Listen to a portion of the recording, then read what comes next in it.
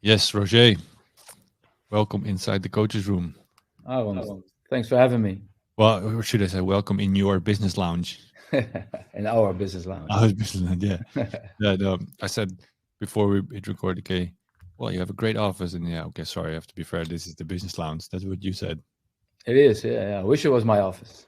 So are you, yeah, you're looking towards the pitch or is it to the left, No, to it's the right it's of it? it's to the right around the corner, yeah. So Okay, I can't see the pitch. okay. Well, we'll focus on the discussion then. Okay, but well, you do have an office, of course. Um, and to give some context, you are the head of youth of the of VVV Venlo, Correct. which is a small but professional club. Again, is that kind of how I should describe it? Yeah, we kind of travel between the first and the second division each Yeah, year. So yeah, last year we were in the highest division, and this year in the second division or yeah. first division as it's called in Holland. Yeah. Yeah. So my impression is okay. Yes, it's professional football, but it's also a small club. You have some limitations. Can imagine there's always ways to be creative in finding money and to get the right facilities and the right coaching staff to create a good academy. But at the same time, you're working at this full time. So this is what you do. Correct. Most people we have in the academy and certainly around the first team are professional and full time. But yeah, the sky is not the limit. We have to be very creative with our resources. We're developing people, coaches, staff, and obviously players, first and academy Yeah. teams. So yeah. Okay. Okay. Well, we'll get into that later in your role. But maybe a little bit of insight in your office. Okay. How is it situated? What's the most important thing that you have in your office? In my office, two things. One of them is my notebook. Yeah. I carry it everywhere, whether I read or listen to podcasts or speak to people. I need to write stuff down. Okay. I don't know. Maybe I have a bad memory, but I want to write stuff down. So I want to be able to look back and learn Old again. fashioned, but I do exactly the same. I always have two notebooks with me. Yeah. Very, very old fashioned. And a whiteboard. To me, in my office, there's a whiteboard so I can write stuff down, my thoughts, my ideas. So that's my personal office. But in the coaches' office, as so to speak, each coach has their own desk and room. But what we've created is a sort of a living room, couch, a couple of chairs, whiteboards everywhere, a chalkboard where we write down quotes. To me, that's essential when we look at the academy and facilitating an environment where we can talk about football and talk about development and new ideas. And that, for me, that's essential when we talk about the academy. It's a way to be creative, but to me, essential in the environment for our coaches. Okay. So the coach's room. Let's put that on one central then. It's a choice to put let's create a sorry. It's a choice to create like a relaxed environment because then people can be themselves properly. They feel safe. They can relax, but at the same time discuss. Is that what you're aiming for? Yeah, they call it campfire or living room, or just to talk about football, but talk about ideas. And I think if you want to learn and develop, creativity and sharing ideas, especially ideas, are very an integral part of development for you as a coach. Okay. And how do you move around there? You could say, yeah, you're the head of youth, so people could see you as a boss. I don't know if that is the connection that's there, but do you also sometimes sit down on the couch, or often, I don't know, that you join the discussions and you want to feel what's going on between them? Um, I hope they don't see me as a boss. But yeah, join the discussion or start a discussion or just throw in an idea or just maybe sit back and relax and watch them have a discussion and talk about football or yeah, just to bounce ideas off. And my role is different sometimes. Sometimes they ask for my ideas and sometimes you just listen or I drop them with a problem or an idea and yeah, discuss it. And I think that's the strength of our academy that we are able to share it, and we're open for learning. Yeah, and there's no ego where I know better than you, because that limits learning, I think. Yeah, yeah. Which is a pitfall within the football atmosphere. A little bit ego oriented. People tend to know better or tend to go, yeah, but we always did it like this, or I think it should be. Yeah, Hmm. you're. Well, it's pretty obvious, but it's better if it's the other way around, that everybody feels safe and you can just say whatever. Yeah, A safe environment, actually. Yeah, also for coaches. yeah. Don't convince me with your opinion. Convince me with your ideas or ways to get something established. Yeah. Can you give me? Can you give us a last example of a discussion that you had with the staff in that room, that you were sitting on the couch and something came to life? Yeah, sure. I mean, many times we talk about football situations. Okay, we encountered this way of pressuring by the opponent. I used it, but it didn't work. Or uh, these coaches, we have a lot of young coaches. I mean, some of them are even Generation Z, and they know everything about digital platforms, and they find new ideas about training exercise, and we talk about them. Or we just say, listen, you saw something, try it on the pitch, and after that, we'll talk about it, what works and what doesn't work. And what we don't want is Twitter coaches that put everything on Twitter and forget about the context. Let's talk about it, but within our context. And that's for me. Those are examples of issues we talk about, or themes we talk about. Yeah. So Twitter coaches, I haven't heard it, but I can imagine a little what you mean with it. But that's also interesting. You see so many content and exercises and everything out there. Yeah. You can just pick it, put it on your team, and then okay, what am I doing actually? I mean, for example, we saw an exercise on Twitter, and it was two squares inside each other with three colors, and it looks great, but the essence was that 8 players were standing still. So it looks great and the graphics are great, but essentially 8 players are standing still. So what's the point? So that's what I mean with and we challenge each other. That's always good. Yeah. So just to give a little bit of context, how long are you head of youth at VVV now? This is my 10th season. 10th season, yeah. So I lose track.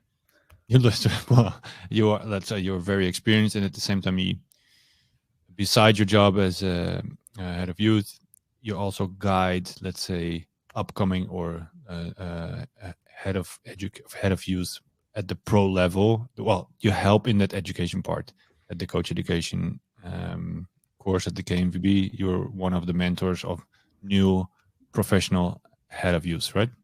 Correct. Yeah, it's what the KNVB calls it the head of academy pro level or license. And I'm fortunate enough to help or mentor for those head of academies in their path and their process to become a professional of a pro licensed academy director. Yeah. Yes. Yeah. So your world is guiding coaches. Yeah, I love it. I mean, people. I mean, coaches, players. Yeah. Yeah. Great. Okay, I want to pick your brain as much as possible in this hour. But one thing you said, okay, I also have a whiteboard in my office, and I use it for quotes or write the thing. What was the last thing that you wrote on your whiteboard? Do you know? Oh, that's a good one. I do remember, but I have to, in my brain, translate from Dutch to English. Facilitate to learn, disturb to develop, I think was a quote. Facilitate the learning, or is that Facilitate to learn. Yeah. And what was the thing I just said? Disturb or disrupt? Disturb or disrupt to develop. So you learn something. Okay, understand. Okay. That process, yeah. Okay, so you want to intentionally disrupt processes, I don't know, choices, whatever, to create development. Confuse. Yeah, sure. Yeah. It's a little bit of it connects probably to, let's say, chaos theory, those kinds of things. Adaptability, to create adaptability. Correct, yes. Okay, what was the adaptable players? Yeah, but it was the context was players. So correct. We're talking about players. Players, yeah, I'm talking about players, not coaches, but players. Yeah, yeah. And sure. even with coaches, you can sometimes disturb them, and we've done that. I mean, especially in Corona, coaches prepare their training sessions. I mean, and our coaches do that very well. But to disturb us maybe half an hour before training, say, okay, great, but you're going to coach another team. Just to take them out of the comfort zone. And what we don't want is coaches just take their team and, this is my team and I'm responsible and that's it. It's a shared responsibility. And sometimes to take them out of their comfort zone means letting go of their team and do something else. And that could be another way to disturb them, yeah? Wow, I never heard it. So during the Corona pandemic, when you didn't have the pressure of games, maybe there was a little bit more, less time or different time schedule, whatever. And you didn't want to, I can imagine, because you didn't want to have things become boring because there were no games. You could only train the teams. Then you disrupted, let's say, the routines by saying, okay, coach, thank you very much for preparing, but now this is your team. That's one, and obviously in the Corona period, it was a little easier. Sure. But why not do that on a Monday, or on a Tuesday? I mean, I know that towards the end of the week you want to be more with your team and prepare for Saturdays, which is only a means. It's not a goal in itself, but you can do that anytime. Yeah, take them out of their comfort zone. We want the same we want from players. We want adaptable players, so why not want adaptable coaches? Yeah, I completely agree. I love that. I didn't hear it. I never heard it. I know that clubs do, let's say, they switch, let's say, time-based, 3 months, this team, but never unexpectedly. It's always, and you take out the discussion as well. Yeah, and you don't have time to discuss. It's in half an hour. Go. That's perfect. Yep. That's perfect. Okay, but you said that you put the quote on the board in relation to players. So what was the idea behind the quote, or what was the context of discussion, or what was behind it? No, I read it, and to me, it triggered me. It also has to do with the learning environment you create. For learning, you want it to be safe. But on the other hand, football is not always safe when you talk about the game and unexpected situations, and you want adaptability. And the only way to create or facilitate adaptability is to disturb them, in a safe way. But disturbance can be on the pitch, off the pitch. Same with players, under 16 players, 5 minutes before training, okay, you're moving up to the 18s. What does it do with a player? You disturb him, not necessarily negative, but it does something with him. So he has to adapt. He has to go into a new team or a different team and do his thing. So I think it can be very valuable to use when it comes to learning. Yeah. So you read it somewhere, you put down the quote, and then you think about it, and then you walk to the coach's room and sit on the couch. Okay, guys, how can we develop? Okay, I'm doing it very superficial. Yeah. But in the short, I'm doing it in the short version. But is this something that comes up with you, and then you think, okay, how can the coaching staff use this idea again? Or the idea is pretty much known, but we have to rethink this over, or how do we do this? Is that how it works for you? Yeah, a lot of times. Sometimes I just write down a quote we have a blackboard as well, just to let them talk about it. Or the last time, which is a couple of months ago, I wrote down a quote, and now I have to think because it's in Dutch, but know the difference between a fox and a porcupine, and they got, for me, they had an assignment, but I referred to the quote. So sometimes I use that just to stimulate them. Yeah. Okay. What is the reply of the coaches then? How does it work? Well, this task I had is present yourself within 5 minutes, but share with us your leadership principles, your key values or your values, and what drives you. Because I think that to me, I mean, when we talk about good coaching, the key is relationships. Know your player or know the people you work with. I mean, which is essential to me. But as a coaches, we also work together. Although we have different teams, it's also to very valuable to know your colleagues. So present yourself so we know each other. So if under 16 coach presents himself and says, these are my drives, it helps us in his development, in the way we communicate, in the way we help him and facilitate him in his development and in his growth as a coach. So I think it's very important that by triggering coaches, whether it's quotes or a task or a presentation, you help them in developing, but also knowing each other.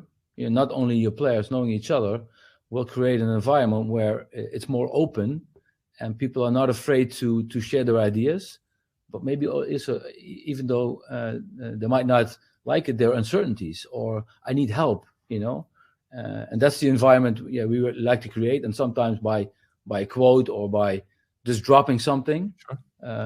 It helps them. And it helps me develop, but also our academy. Yeah. Do you experience that you work with young coaches, you said? Mostly, Young coaches are already aware of this? Mostly. I mean, life experience helps. Helps, yeah, sure. Coaching experience helps. But giving them and triggering them to think about their own development and to think about who you are as a coach will help you further develop. Because which I just mentioned, I mean, relationships are key in good coaching. But to me, good coaching starts with knowing yourself and being able to coach yourself. And if you never think about who you are as a coach and what triggers you and what drives you and what your principles are, it's very hard to develop, because you need to know your core. Why are you a coach? And if you can't answer that question, I think it's very tough to coach other people. So me, that's where we start. Yeah, completely agree. But the last episode we had somebody that was very keen on this. You are now very keen, so maybe I was talking to the wrong people. But in before that, a lot of, let's say, coach education or coach educators mainly focus on football. Correct. And especially, let's say, in the foundation courses, so let's say UEFA C, UEFA B, it's mainly about what do we do on the pitch, what do you demand from your players. Well, if I look back at my coaching career, it's exactly what I spent almost all my time on. But once I became a head coach of a first team or senior team, I realized, okay, this is more about connection. Then I was thinking, okay, but that connection was just as important with youth. And Maybe if you then go dig, okay, what am I doing? You end up with yourself. Okay, why am I going to that pitch 3, 4, 5 times a week with a bag of balls? What am I doing? So that question, in my opinion, that's why I'm asking, how do you think if young coaches are already aware? I think young coaches should be more aware, or should be made more aware, and this is what you are doing. So that's very positive. But everybody that is a coach should know why he's on that pitch and what are his relationship strengths, what is his mental strength, but also what are your pitfalls, what drives you, what creates your stress, or how do you react in stress situations. Especially when you're coaching 9-year-olds, it's much more important because the impression that you leave with these kids is huge. Correct. Yes. Yeah. I mean, you also need that, or you don't need to, but for me, having an idea of what coaching means to you in your context or in general is very important. And to me, it's facilitating learning, growing, developing personally and professionally. And understanding that will help you grow and develop. Most coach education courses are, what are we doing with these kids? What exercises? And how can we have a progression, methodically, didactically, which is great. But alongside, it's also football, sure. Yeah, but alongside that, coaches should be made aware of that they need to develop as a coach, understanding relationships, building relationships, knowing themselves as a coach. And the courses don't have that. It should at least be part of it, but coaches should be made aware of it, that that's part of their development. And even if they just stimulated to read books or do other courses, that would be great. The same with kids. We always learn on coaching courses what we should teach. But the essential question is, how do kids learn before we can implement what we are going to learn them? So the same with coaching. Yeah. Yeah. There's such a big deficit between what is needed and what is taught. And okay, I know coach education is in reinventing coach education is a slow process. We cannot change that overnight. I realize that. Yeah. But still, every professional that I talk to, I have this discussion. And every coach education, you talk about, okay, when, what, how, where. Yep. There's such a big gap. And most amateur clubs tend to stay in that first part, or in that last sentence that I said, okay, what do we coach and what is football? But the relationship at that level is maybe even more important, because that's where the love of the game, that's where you have to deal with parents, whatever. No, you do it. That's what you do that everywhere. But I think it almost feels like it's neglected in that phase. But okay, this is one part. But you already said it a couple of times. What makes a good coach? And the whole reason, let's go back to the beginning. The whole reason that you're here is that you put an article on Generation Z on LinkedIn. That's what we've talked before. You've been in some clubhouse sessions. Actually, I think it was a little bit over a year ago or something. Once in a while, it's a while ago. You popped in these discussions. Was fun actually. And then you popped back in my timeline, and you were writing an article about Generation Z, and it really triggered me because there's such a big difference in the generations, and Generation Z is such a specific generation. But maybe you can explain a little bit what you wrote down and how it's connected to coaching, because that's in the main essence, of course. But maybe you can explain a little bit on what you wrote and what your message was. Yeah, I mean, it starts and ends with good coaching. But most kids and even young adults we coach now are what we consider Generation Z. And to facilitate learning and growing, development, you need to understand who's in front of you. And Generation Z is a generation which has grown up online. I mean, they were able to swipe before they can talk. You know, everything's online. It's accessible to them. Information comes to them very easily. They can look everything up. You know, they were almost born with a smartphone in their hand. So it influenced the way we teach and coach them. I mean, you can't say, well, everybody's the same. It's first of all, it's a very individual process, but you need to understand who's in front of you. And with this generation, they do have a shorter attention span. I mean, it's logical because everything is at their hand. If they don't like it, they swipe, they go to a different topic, or, you know, so even the education system is different. I mean, I think I'm a lot older than you, and my education was different than yours, and the younger generation is taught and brought up even more different. I mean, we were sitting in the lines listening to the teacher, and now it's, I mean, you walk into the classroom, there's groups of four, and they're working individual. There's a lot of noise. In my classroom, there was no noise. I mean, not good or bad, but it's different. Yeah. So you have to understand that they grow up in a different world.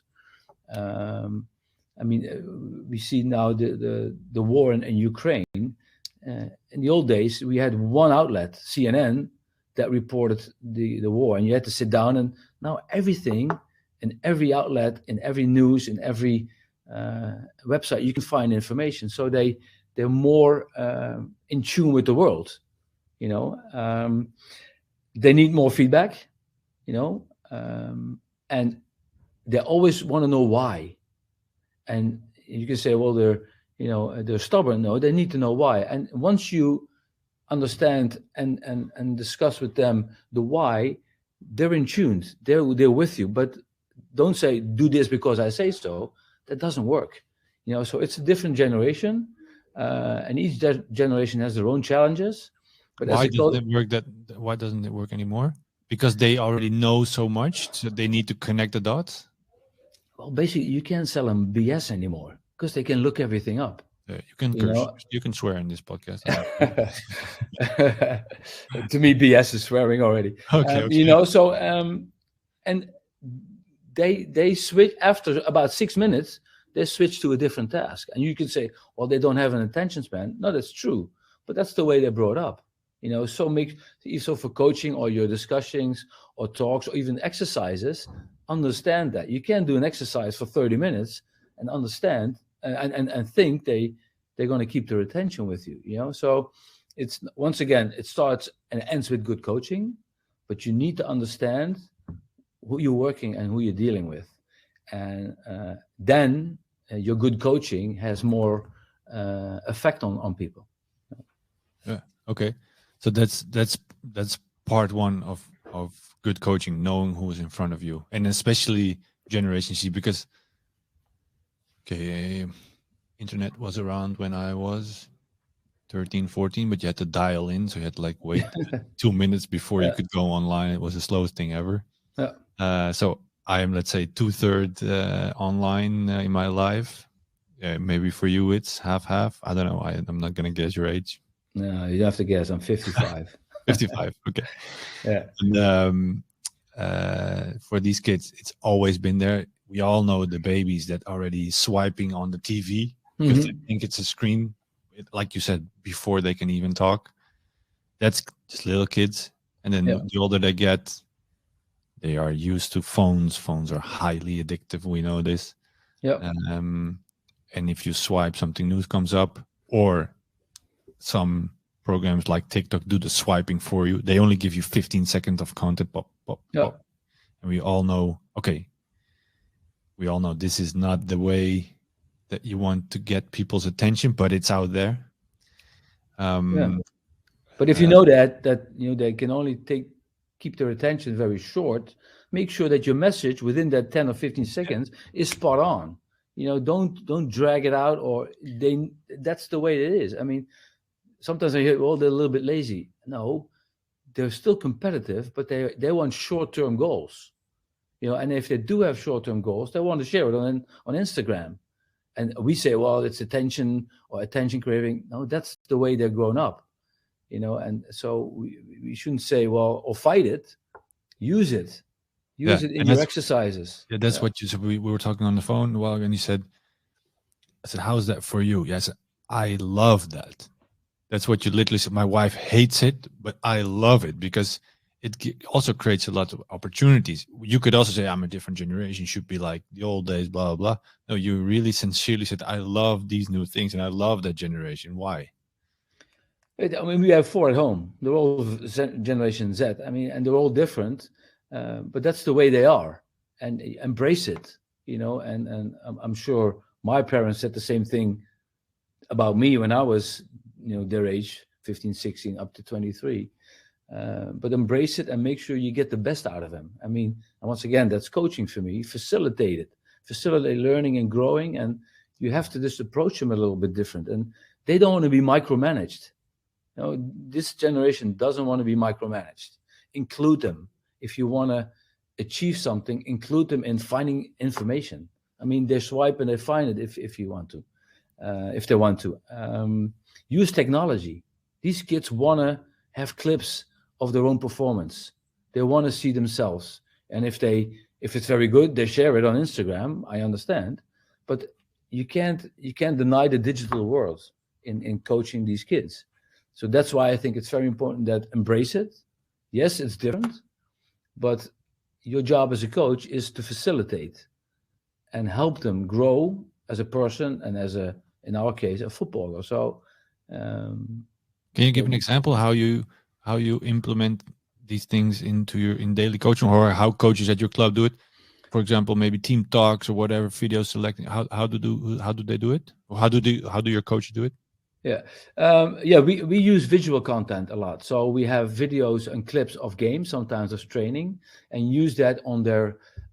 They all have an individual platform where we can share clips or even WhatsApp.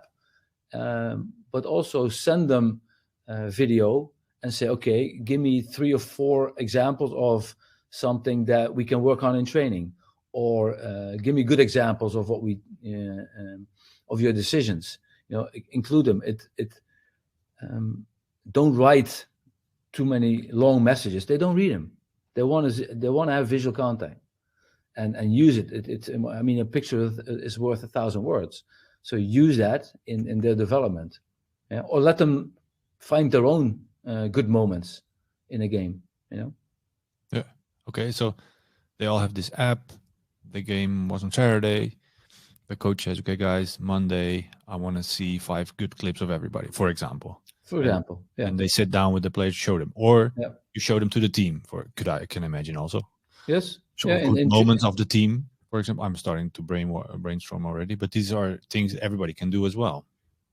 Yes, and use them in preparation for the upcoming opponent, or maybe you use clips of the upcoming opponent in sharing a responsibility. Okay, guys, how would you do this? How would you pressure? Or how would you build up? Those are all things. So you involve them in problem solving or ideas to help them grow and even win matches on Saturday, especially at the older age. Yeah. Okay, and attention span is dropping. That's also clear. Yeah, I noticed it for myself as well. How would you use that in your advantage, or how do you treat that when you're coaching 2 kids? Because we've all been there and had a team talk of 20 minutes, and after 17 minutes, that the guy in the back is sleeping. But how do you use this in an advantage, or how do you treat it with players now? well, I mean, I think team talk shouldn't be too long anyway, because everything you told them in the beginning, they've forgotten. So make sure it's key points. I think that goes for any generation, but especially this one. Use bullet points and say, listen, this is what we want to see, or this is what we want to do in a game, and refer back to it. But don't come with long talks, or don't come with sheets full of words and sentences. Keep it, make it to the point. Okay, be very clear, short. Yeah. Yeah. Bring it back to the essence. That's what you're saying. Yeah, and they love data. I mean, every football club, especially first teams, use data, but they love it. When you do testing, or when you have data that you can use, share it, because they love it. They're used to it. It's visual content. Yeah.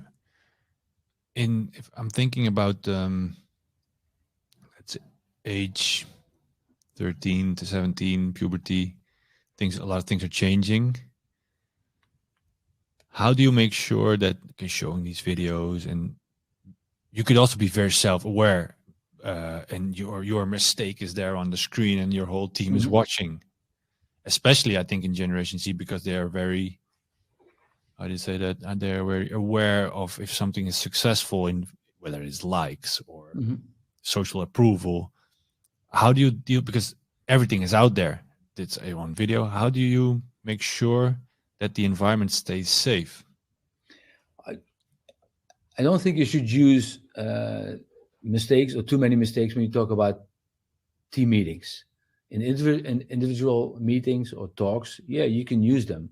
Sure. But the main focus should be on, okay, this is where we are, this is where you want to go. How can we together help you develop? And then clips of mistakes are okay, but also include them in how they can develop, so they can learn from those mistakes, and to bombard players with just mistakes, that doesn't work in any generation, and it doesn't work in any age, so use it, but make sure that you use it for growth and development, but include them in it, and don't be like a dictator. Just do as I say and just follow me, and things will go all right. Include them in their own development. Yeah, I can imagine if a boy or a girl selected its own clips, she also knows if it's good or wrong, that people are going to watch it. Yeah. They're also used to people watching to them, because this is what happens online. Correct, but then if they have a chance to share a clip, they'll never share a mistake. No, which is okay, but make it bite-sized, make it small steps. First, because of their attention span, but second, it just works better if it's bite-sized, small parts, and help them grow. But once again, don't micromanage them. Give them opportunities for self-improvement, which I think is very important. I completely agree. How's that for you? Because okay, I'm gonna exaggerate. You're a 55-year-old, and Thanks.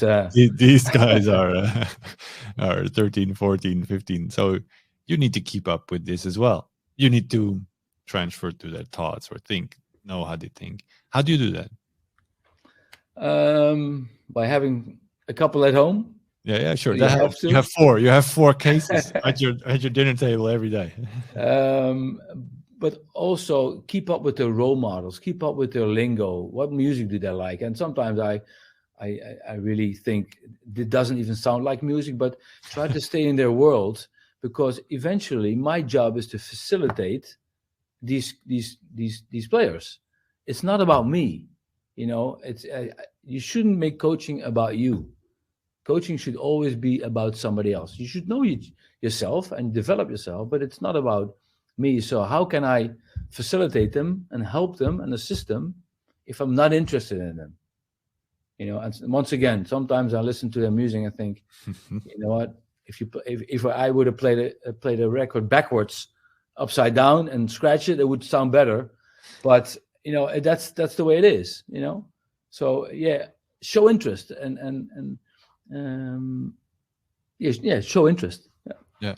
I don't. I also have the feeling, but this is my feeling, that you don't judge. I think it's very bad to judge. Yes, Yeah. because judging is always about what you think about a situation Yeah. or person, and I don't know the situation or the context a person is in. So judging, I think, is a bad idea. Yeah. Yeah. Because you could say, yeah, this is new and it's better that if you do this and this, but yeah. Well, you seem to me like a guy. You just take a step back. What is going on here? What is the context? What is happening with this player? Whatever. What is current society? Well, that's my impression of you so far. But it feels like you create like a safe environment straight away, even for coaches. Sit back, relax. Mainly ask questions. Judging means put my own opinion on something. And first of all, I don't like opinions. I rather talk with people about ideas and thoughts and experiences. But opinions, yeah, I don't care much for opinions. But yeah, judging to me is yeah, it doesn't help. It hinders your coaching. Yeah. Okay. Great. Okay. Did we had all the characteristics of Generation C, or are there more? Oh, I'm sure there are more, but I mean, to me, the message is always understand who you're Yeah. talking to, and even in different ages. I mean, a 12-year-old in Generation Z is not the same as a 19-year-old. So know their cognitive, their social, emotional development, their physical development. Understand that a 13, 14-year-old has a completely new body, which means he can react to a situation completely different than a 19-year-old. They're still the same generation and still growing up online and with all these characteristics we just mentioned. But to me, coaching is knowing who's in front of you and know their developmental stages, Yeah. and their personal environment. Yeah. How do you guide these guys or girls outside of the pitch? Because on the pitch, okay, it's clear, but a lot of things that they do and this phase have an effect on them for life. Correct. Yeah. Maybe I'm making it very big, but it's the case. How do you guide these guys, these girls and these boys? Well, our goal is to help players develop into a autonomous person, first of all. So autonomy to me is very important, and so we need to create an environment where autonomy is facilitated, where it is rewarded. But around autonomy, you need to have players need to feel competent. That they feel confident and competent to do things and make mistakes. They need to have a purpose. So why are you here, and how can we help you in small steps, especially in these ages we work in? How can we help you achieve those goals? Maybe a big goal, an ambition, or small steps. Then where I started with, you need to have a connection. You need to be a relationship, a good relationship, so a connection. And the last one is, to me, is appreciation. Appreciate what they're doing, even if they make mistakes. They need to feel appreciated. So for me, those 5 things are critical in a learning environment, which takes place on the pitch, but also takes place outside the pitch. Yeah. In school. Do you create like a player development plan around it, sit down with the players, and they put in their input? Is that how it works? Yeah. At our academy, we have 4 formal sit-downs or talks, or developmental talks. I mean, we have many more. I think the formal ones of 4 are very important, but the informal one are maybe even more important, because that's the 1 or 2 minute talk. That's when you come in. That's when player asks to see clips or discuss his development. But the first one is for us has nothing to do with football. We talk about the player, but mainly we talk about the kid. How's your home situation? What's your ambition? Who's your role model? Your likes, your dislikes. The beginning of the season? Beginning of the season, yeah. With or without parents? No parents. No parents. No, we want to really kids first. Okay. And doesn't matter which age. No, it doesn't matter which age. Yeah.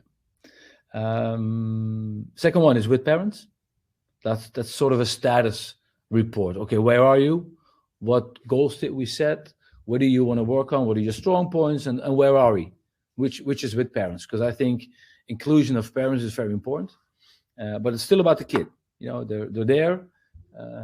We share our findings. We share our status, but it's about the kid. The third one is without parents again. Yeah. And the fourth one, which is the final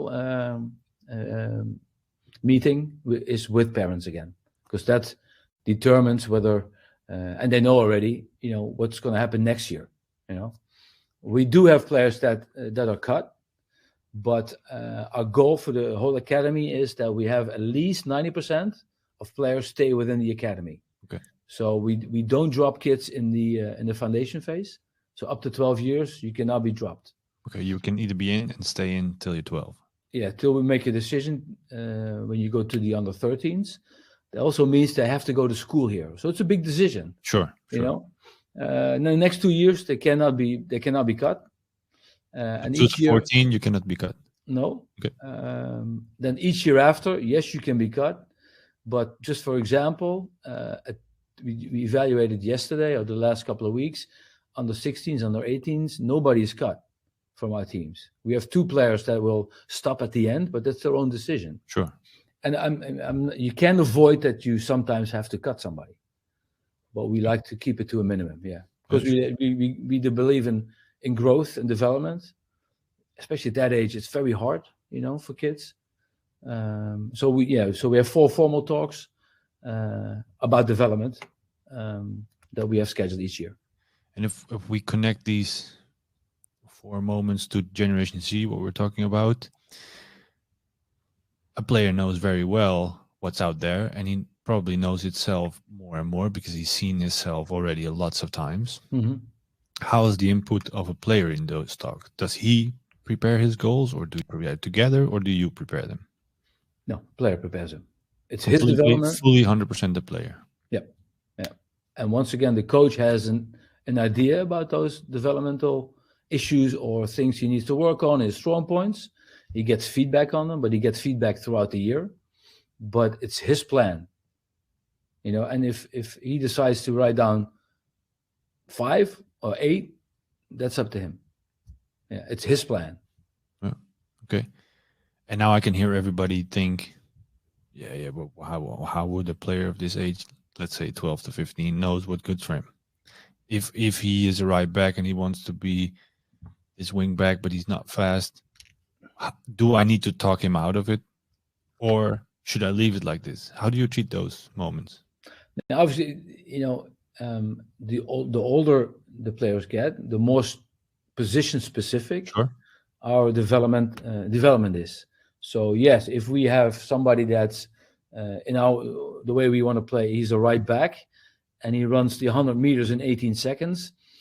It's going to be tough to be a right back, in professional football. So yeah, we do need to make him conscious of what is needed in the next steps of his development. I mean, it's not like, okay, you can choose and it's flower power, and you choose whatever you want to be. No, it's his goals, the way he can describe what he needs to develop. But obviously, the feedback and the input of the coach are very important, but also very valuable, because that will help him grow and have a realistic idea of his development. Yeah, sure. So you could say you're a coach, but you're guiding the players to what is in both of your ways the optimal situation. But it needs, the ownership should lie with the players. That's what I'm hearing for sure, because then it connects specifically with this situation, generation. Yeah. Then it connects the best, and then you have the bigger chance of a good outcome. Yeah, I mean, ownership, that's what it starts with. But we have an idea what it takes to go to the next level or the next age. And obviously, that needs to be matched with what they are able to do or where they need to go. So you need to have a clear picture of that and share it with your players. Yeah. Now, interesting. You have young coaches, and they want to prove themselves as well. As a coach, you also have a goal. And I said it last time, okay, players can do perfectly without a coach, but coaches cannot do anything without players. And sometimes it can be interesting if a coach, if my team does this and I'll win some games and of course I'll move up the ranks, whatever. How do you make sure that the coaches stay within this path all the time, that they always keep the player central and never their own ideas? Because I can't imagine that is hard, especially, no, I don't know, it's hard for younger or older coach. It is, I think it's because your coach is also an ego and he also has some interest. How do you manage this? As an academy, we have a vision on how we develop players and how we want to play, and the goals we have as an academy to develop professional footballers. Within that framework, the coach has to act. He knows that. So before you become a head coach or a coach, you need to be committed to the vision of the club and our academy. And obviously, you can have your own input, but that, to me, that's leading. So yes, you say players can do without a coach. I think players cannot do without a good coach. They can do without a bad coach. I agree, but good coaching is essential in the development of players. So we focus on good coaching, but within the boundaries that we have set as an academy. And each coach has their own input. Sometimes they say you are a product of your environment, which I believe is true, but the environment is also a product of you. If we have a new coach next year, he brings his own ideas to the table within our framework, but he's able to put his input and give his input to further develop us as an academy as well. So yes, it's tough. And sometimes as a coach, you think, I have my own idea and I just want to win, but which is okay because everybody wants to win. But how does that connect to what we want as an academy? And that's the discussions you need to have with your coaches. Yeah, completely agree. Constantly. Yeah. I'm saying winning a lot in this podcast. It's not always about winning, but it's sometimes just your ideas and other ideas, or your idea about the player, or the idea that the player has for itself, which could be conflicting, especially when you start to think, okay, this is becoming my identity as a coach. This is my playing style. But what I'm hearing from you, okay, a coach cannot change the identity of VVV Venlo or cannot change the methodology, but if he has something that's truly valuable for everybody, it can be implemented. That's what I'm hearing. Yes, correct. And we would be crazy not to. Sure. Because as an academy, you need to develop. Football 2 years ago is different than now, and in 5 years is different again. So you need to grow as an academy. Yeah. And people are what makes you grow. Yeah. Okay, great. Okay, I think we're getting more and more an impression. You mentioned almost every 5 sentences good coaching. That's so important. And I also said, okay, what should we mention for sure in this podcast? Okay, I want to talk about what is good coaching. Yeah. Um, we've already said, but what is the essence of good coaching? Yeah. Okay. To me, a couple of things. I mean, a good coach or good coaching starts with knowing yourself and being able to coach yourself, as I mentioned before. Sure. Second, you need to be able to provide quality feedback, which also means that you need to have substance. You need to know as a coach what you're talking about. In football, you need to know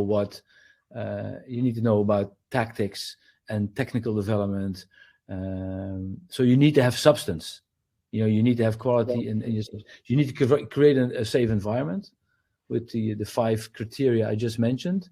And you need to understand the developmental stages. Coaching in under 12 is different than a coaching in under 18. You need to understand that. For me, though, those are the key ingredients to good coaching.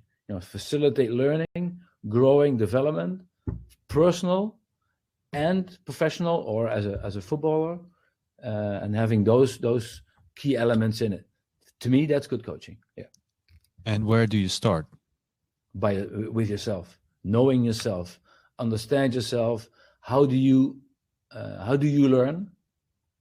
And doesn't mean that the way I learn should be put on everybody else, but understand how you learn and how do you react, and what drives you, and what how can I help? How can I learn from other people? Have an open mind. So start with yourself, and from there start facilitating everybody around you. Yeah. And you need to pay attention to all 3 all the time. But you can manage the best relationships with everybody, but if you don't know what you're talking about, nobody's going to take you serious. The discussion, what comes first, pedagogy or didactic or methodology? And it's tough. I mean, you need to have both. I mean, you can have a great relationship with a player, but if you don't have substance and can tell them when to over or underlap, it's going to be tough. So it needs to be in good balance. It starts with relationship, but after that, you need to have substance. Well, it almost looked. I was telling you before we went on. I talked to Rebecca Sawayuk, head of Loughborough, director of football. Mm-hmm. Exactly this. She said exactly the same. No, that's good to hear. You should call her. But no, she also. It starts with relationships. If you do not have the relationship, you cannot tell them anything. If you know football, you don't know how to communicate. It's never going to work. Every coach has been in a dressing room at one point that he felt, I am not connected to this group, what way or another. It all happens to us. And then you really realize I can say whatever I want, but nobody's going to take something out of this. Yeah. And even within the group, it's always a challenge. Yeah. The connection with player A is a little bit stronger or better or different than with player B.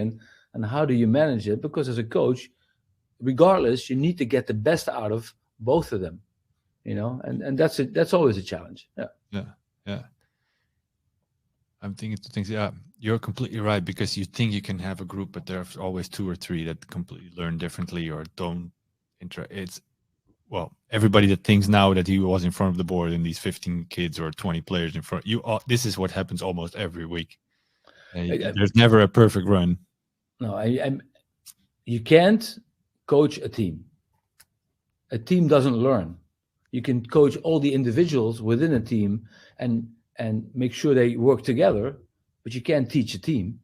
You can't coach a team. You coach individuals, and you make sure they work together and get the best out of the collaboration and working together with each other for a result or for, in training for development.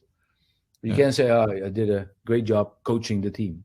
Yeah, but this changed what you now said, because this is something in my opinion, maybe we knew a while ago, but in football, especially in the Netherlands, this really, really became the focus on the individual. Where, say, 20 years ago, you were just one message to everybody. Maybe I'm exaggerating again, but it was one authority. That was the coach. This is how we're going to do it. And everybody needs to fall in line. Yeah. And this is how we do it. And that completely shifted. Yeah, it did. But the thing about football is it's a team sport. So you need to make sure they are intertwined and they work together to get a performance, But you can't say, I'm going to teach the team. Yeah. Great. Okay. It's a great quote. You should, well, maybe I should write it on the board, but maybe you already did on the board. Yeah. Great. Okay. Just a little side note. You picked up like 8 books. You just showed, no, I don't know how much, but you showed me some books before we start. Are you a reader? Yeah. I'm Do you have reading. time? You have to make time. I mean, reading to me, interesting books is learning from other people. And there are so many good people out there. Dutch people always look abroad or to different cultures. And there's so many interesting and good coaches and good people in Holland. I mean, with my background in the US, I do read a lot of American coaches as well. But to me, reading is essential because there is so much knowledge out there. Yeah, I picked 3. Yeah, very curious. Different. I mean, to me, growing up, not growing up, but living in America for the 90s, I watched Michael Jordan. Yeah, and to me, this is Phil Jackson. Yeah, great. Amazing book. Yeah, and he's written a lot more, but that's his latest one. What was the essence of that book? That he looked at the holistic approach of humans, right? Yep, a relationship and getting the best out of people. Crazy gangster MBAers doing yoga and whatever, and he was really a breakthrough. Yep. Yeah. Fantastic career, but getting the most out of each individual within a group and having them work together, fantastic. Yeah. Yep. And some characters on those teams. You know? Yeah. Yep. Another one, which especially with learning, I'm very interested in learning how we learn, but especially how kids learn. So understanding how we learn. Okay. For me, a very understanding how we learn from whom? Jana Weinstein, Megan Sumaraki, and Oliver Caviglioli, if I pronounce it right. Easy name. Yeah. Okay. And this it's in Dutch. Let me look at the English title. It's called The Goal: A Process of Ongoing Improvement. Okay. What's the what? Okay. Yeah. The goal. Yeah. Okay. Also a fantastic book about progress, about improvement, self-improvement, but also improvement as an organization. Is it starts with goal setting? Is that what it's about? It's kind of a story, but basically, if you have a conveyor belt, a car factory, and at the end of the conveyor belt, there's a car. So everything you put on the conveyor belt, make sure it fits in the car. Yeah. So if you want a steering wheel, don't put on a steering wheel from a bicycle. So think about what you want, what your goal is, what the process that you are using, but make sure you do the right thing. And I always say, don't teach something that you have to unlearn at a later age. So start with young kids, teaching and learning them, but make sure you don't have to unlearn it at an older age. And this book has helped me in that. Yeah. Great. Okay, great. Very recognizable for everybody, I think. I hope, yeah. Okay, so we have 3 more. We have 3 books again to read. It's stacked. So many books. Yeah. And last 2 questions. Okay. You said you were going to surprise me with your nominations. So okay. I'm very curious. Who should we talk to next? Okay, it's very hard to choose because I think there's so many interesting people, colleagues of mine, people I know, I've met. But 4 years ago, I did the master in coaching at the Cruyff Institute. Teachers there are fantastic. So I would like to nominate one of them, Karen Ephraim. Okay. Good to always have female coaches or interesting females on your on your podcast. So she's one of them. And the other one I was thinking, I like to, and they don't know, but the second one is Lee Cattermole. Okay. Lee has a big career. Had a big career at Southampton. Yeah. He played for us here at Venlo. Yeah. But he's now the Middlesbrough under-18s coach. Great. So I'm very interested in his pathway, going from a huge club, Southampton, the ups and downs there, coming to Venlo at the end of his career, and now into coaching. So I'm very interested in his journey. Okay. His journey. And while he was here, we spoke a couple of times. Also, he came to the academy, showed his interest. So even when he was playing, he said he had an interest in coaching. So yeah, great. I'm very interested to hear how he's doing in his also goal. Interesting to hear how he, as a professional player, experienced coaches and how he implements that now, or what he does different. At the big club in Middlesbrough, yeah. Well, one of the best academies, I think, in the UK. Yeah. Okay, and Karen is more towards coaching in general, and what is good coaching again? I think that connects with it there. So far, the best one I've ever met in asking questions. Wow. Okay. I should prepare for that one. It might take longer than an hour. Yeah. Okay, great. Okay, last great nominations. Really looking forward to that, and we'll make sure that we get them on the phone one way or the other. Cool. You said a lot, and I think there's a lot of value in this hour on Generation Z, also on good coaching, which I recognize as one of your main tasks. Okay, what makes a good coach?